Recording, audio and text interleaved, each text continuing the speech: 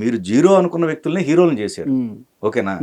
మరి హీరోలకు సంబంధించిన వాటిల్లో కృష్ణారెడ్డి గారు సక్సెస్ కాలేకపోయారే అనే వాటిని మీరు ఛాలెంజింగ్ తీసుకోలేకపోయారా, లేకపోతే అసలు దానిపైన ఎప్పుడు మీకు రిగ్రెట్స్ ఏమైనా ఉన్నాయి? అంటే మీకు ఒక విషయం, ఇప్పుడు మీరు నాకు క్వశ్చన్ చేశారు కదా, నేను మిమ్మల్ని ఒక క్వశ్చన్ వేస్తాను.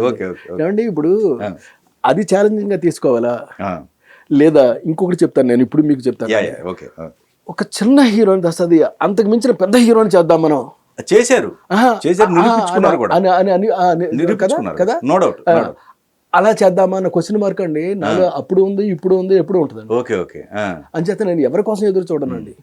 అంటే ఇక్కడ వాళ్ళ ఇన్వాల్వ్మెంట్ లేకపోతే ఇంకోటో పెద్ద హీరోలు వాటి వల్ల ఏమైనా మిస్టేక్స్ జరిగాయి? అలా కదండి, వాళ్ళు ఇన్వాల్వ్ అవ్వచ్చు సార్, అది కూడా మంచి కోసమే కదా. ఇద్దరు కలిపి ఒక సినిమాలో పనిచేస్తున్నాము అని అంటే ఇద్దరు కలిపి ఆ ప్రాజెక్ట్ కోసం ఆలోచిస్తారు. బట్ ఇక్కడ ప్రాబ్లం ఎక్కడ వస్తుంది, కథ మార్చేవయ్యా అంటేనే ప్రాబ్లం అవుతుందండి. Okay okay.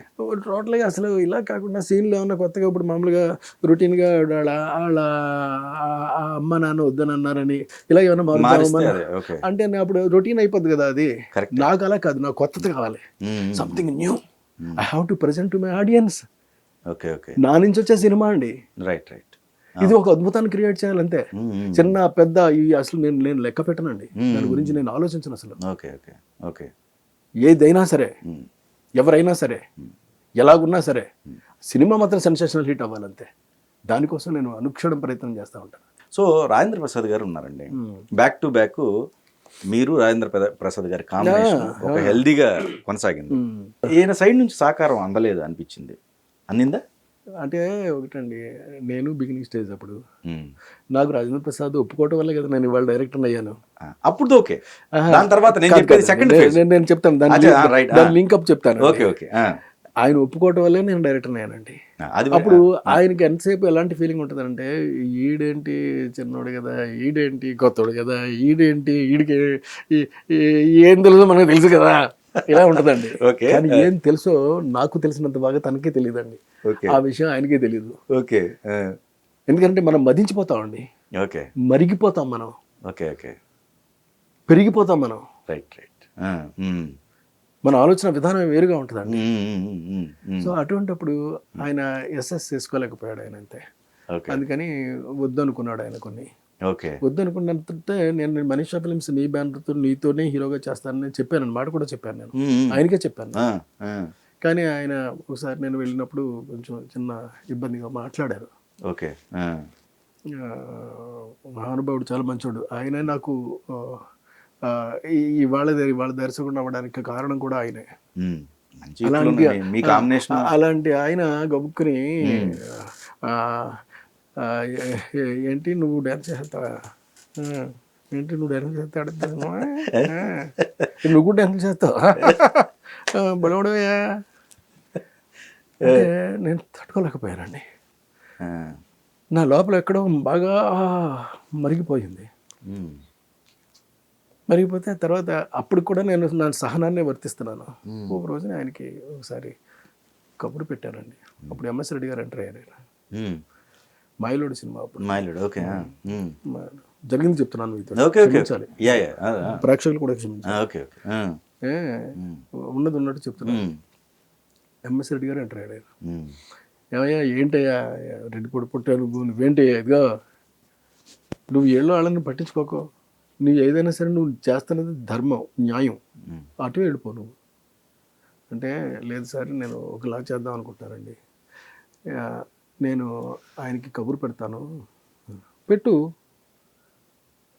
ఆయన ఇచ్చిన డేట్లకి చేయాలని చెప్తున్నాడండి. అది నీకు ఎలా కుదురుతుంది, నువ్వు రిలీజ్ డేట్ పెట్టేసుకున్నావు కదా, అంచేత నువ్వు చెప్పిన డేట్గా ఆయన చేయాలని చెప్పు. నువ్వు ఒకవేళ కుదరకపోతే అటు ఇటు మార్చుకో. అప్పుడు నేను ఆయనకు ఫోన్ చేసి, ఏమంటే సార్ సౌందర్య ఇట్లా డేట్లు ఇచ్చిందండి, మీకు ఆ డేట్లు గుర్తారా లేకపోతే ఇంకో డేట్లు అడగమంటారా అలా అని. ఆ డేట్లకి నేను వచ్చి చేయాలా అన్నాడు ఆయన. ఆయన పాతదంతా మనసులో పెట్టేసుకున్నాడు ఆయన, నాకు అనిపించింది sir. Okay okay okay okay అనిపించింది ఏదో మొత్తం మీద మనసు లోపల చాలా ఇబ్బందిగా అనిపిస్తోంది. అంటే ఎలా కాదండి, కొంచెం నా రిక్వెస్ట్ అండి, అంటే అమ్మాయి డేట్లు ఇచ్చింది, అమ్మాయి దొరకడమే కష్టం కదా ఇప్పుడు ఉన్నటువంటి కండిషన్స్లోను. కొంచెం మీరు కూడా చేయను నేను. అయినా నువ్వు సినిమా ఎప్పుడు రిలీజ్ చేద్దాం అనుకున్నావు అంటే ఆ డేట్కి అయిపోద్దని నువ్వు అనుకున్నావా? నేను ఇంకా డబ్బింగ్ చెప్పాలి మర్చిపోయినట్టున్నా అన్నాడు ఆయన. ఇదేంటి ఇంత పెద్ద పెద్ద మాటలు మాట్లాడుతున్నాడు ఈయన అంటే నేను కొంచెం జంకేనండి. ఓకే. సరే మాట్లాడా. అది కదా సార్ ప్లీజ్ సార్ మీరు కొంచెం ట్రై చేయండి ఎలాగని.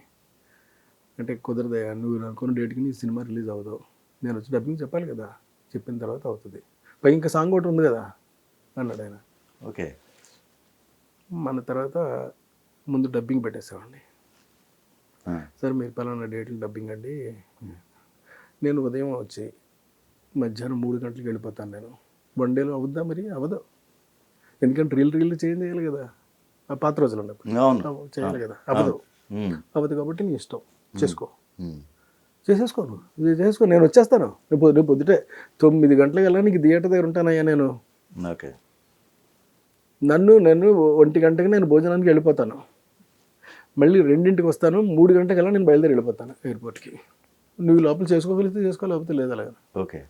అప్పుడు ఎడిటర్ కానీ రిక్వెస్ట్ చేశారండి, ఏదో ఒకటి ఆలోచిద్దాం సార్ మనం అలాగే. మరి మనం చేయలేము అలాగే. అప్పుడు ఎడిటర్ గారు ఏం చేశారంటే తెలివిగానండి, చాలా ఇంట్రెస్టింగ్గా ఇక్కడికి మార్చేసి ఒకే ఒక రీల్ కింద తయారు చేశాడండి ఆయన. Okay. Only 1 reel in the film అండి. 1200 feet అది మాయిలోడైన సినిమా. 1200 feet అండి. 1200 feet ఇదేంటి, ఇది అక్కడెక్కడో రావాల్సింది కదా అని వస్తుంది సార్. నేనేమో అక్కడ కూర్చున్నాను, నేను చెప్పిస్తున్నానండి, చెప్పిస్తున్నాను. ఈ లోపల ఏం చేశాడంటే టామిల్ రైట్స్ కూడా ఆయన రాయించుకున్నాడండి. అప్పుడు ఆల్రెడీ పేమెంట్ అంతా అయిపోయిందండి. అయిపోయినా సరే నాకు టామిల్ రైట్స్ రాసిస్తానని నేను వచ్చి చెప్తానని డబ్బింగ్ కూడా చెప్పాడండి నేను. చెప్తే సరే అని చెప్పి రాసిచ్చా.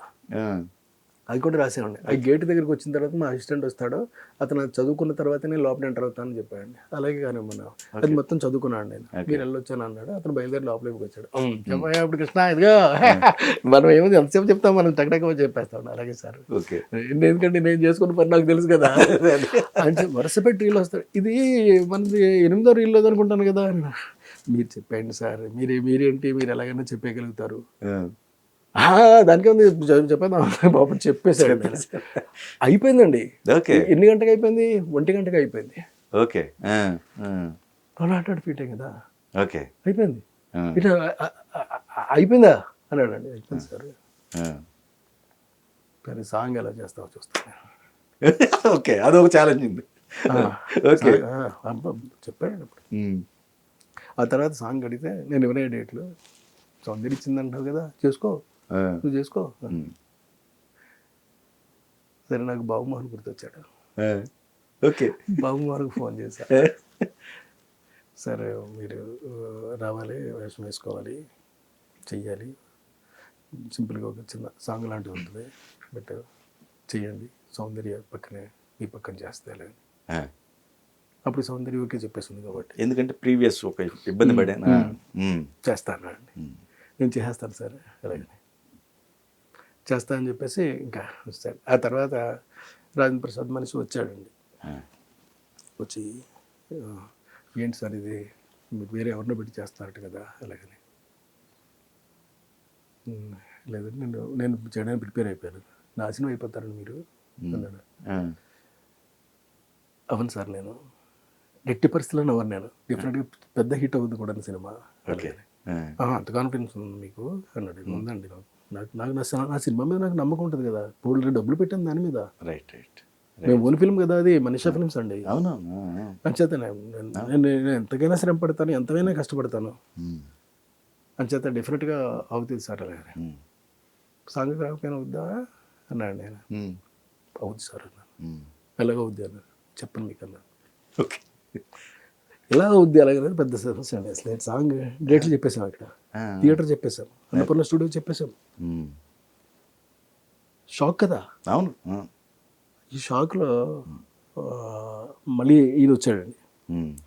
వచ్చి ఏమన్నా మాకు విషయం తెలుస్తుందండి, ఇది కరెక్ట్ అవునా కాదో చెప్పండి అలాగని. బాబుమోహన్ పెట్టారట కదా మీరు అని అడిగాడు ఆయన. పెట్టాము సార్, తప్పలేదు, నాకు చేయాల్సి వచ్చింది అన్న. నా మాట విని మీరు ఇప్పటికైనా సరే మీరు మానేయండి, మానేసేసి ఉమ్, ఆయన వచ్చేస్తారు, ఈ డేట్లకి వచ్చేస్తారు ఉమ్, అన్నాడు. సరే మీరు నన్ను క్షమించాలి, ఎవరికొకండి. ఉమ్, నేను ఒకసారి బాబు మనకు మాట చెప్పేశాను, ఆయన అన్నాడు, ఆయన చేస్తానని చెప్పేసి. అన్న తర్వాత నేను వెనకాడలేను. I have only one word. నా టంగ్కి 2 నాలుకలు లేవు నాకు మాట్లాడడానికి. Um, um, only one word, only one tongue, one word, okay. అంతే. నేను మారను సార్. ఉమ్, ఒకవేళ ఆయన్ని మీరు ఒకవేళ ఆయన వస్తే మేము స్వాగతం చెప్తాము, ఉమ్, మేము ఆయనకి ఫ్లవర్ బొకే కూడా ఇస్తాం, welcoming him to see the songs, um, that's it, okay. Not for the shooting. Um, um, shock అయ్యాడు అతను. ఓకే. ఉమ్, సరే తర్వాత మళ్ళీ నాకు ఆయన ఫోన్ చేశాడండి. ఫోన్ చేసి, సార్ మీకు ఒక విషయం చెప్తాను, రాజేంద్ర ప్రసాద్ గారు హైదరాబాద్ వచ్చి ఉన్నారండి, ఆయన సొంత ఖర్చులతో వచ్చారు.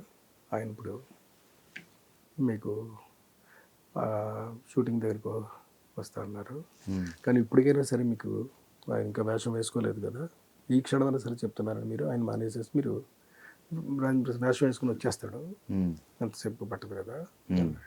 నేను చేయను సార్, వన్స్ ఐ కమిటెడ్ అంతే, నా కమిట్మెంట్లో మార్పు ఉండదు. ఓకే. నేను అంతే ఇలాగే ఉంటాను. నేను రైట్. మీకు నచ్చితే చేయండి, నచ్చకపోతే వచ్చి చూసి వెళ్ళండి అంతే. ఓకే.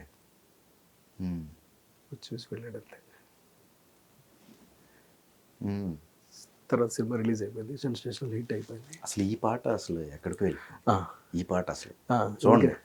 అంటే ఆయన చేసినా ఎలా ఉండేదో బట్ అసలు బాబుమోహన్ గారిది.